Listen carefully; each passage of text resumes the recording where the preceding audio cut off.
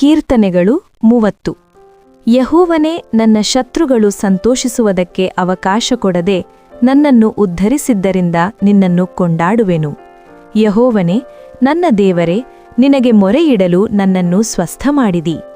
ಯೆಹೋವನೇ, ನನ್ನ ಪ್ರಾಣವನ್ನು ಪಾತಾಳದಿಂದಲೂ ಎತ್ತಿದಿಯಲ್ಲ, ನನ್ನನ್ನು ಸಮಾಧಿಯಲ್ಲಿ ಸೇರಗೊಡದೆ ಬದುಕಿಸಿದಿಯಲ್ಲ.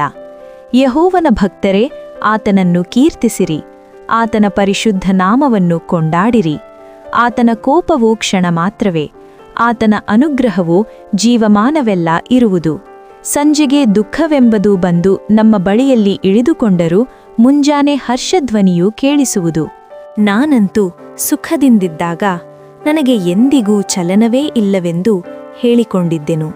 ಯೆಹೋವನೇ, ಕೃಪೆ ಮಾಡಿ ನಾನಿರುವ ಬೆಟ್ಟಕ್ಕೆ ಸ್ಥಿರವಾದ ಬಲವನ್ನು ಅನುಗ್ರಹಿಸಿದಿಯಲ್ಲ.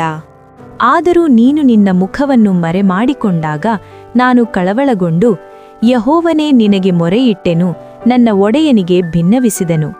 ನನ್ನನ್ನು ಕೊಂದು ಹಾಕಿ ಸಮಾಧಿಗೆ ಸೇರಿಸಿದರೆ ನಿನಗೆ ಲಾಭವೇನು? ಮಣ್ಣು ನಿನ್ನನ್ನು ಸ್ತುತಿಸುವುದೋ? ಅದು ನಿನ್ನ ನಂಬಿಕೆಯನ್ನು ಹೊಗಳುವುದೇನು? ಯೆಹೋವನೇ, ನನ್ನ ಪ್ರಾರ್ಥನೆಯನ್ನು ಕೇಳಿ ಕರುಣಿಸು. ಯೆಹೋವನೇ, ನನ್ನ ಸಹಾಯಕ್ಕೆ ಬಾ ಎಂದು ಹೇಳಿದನು.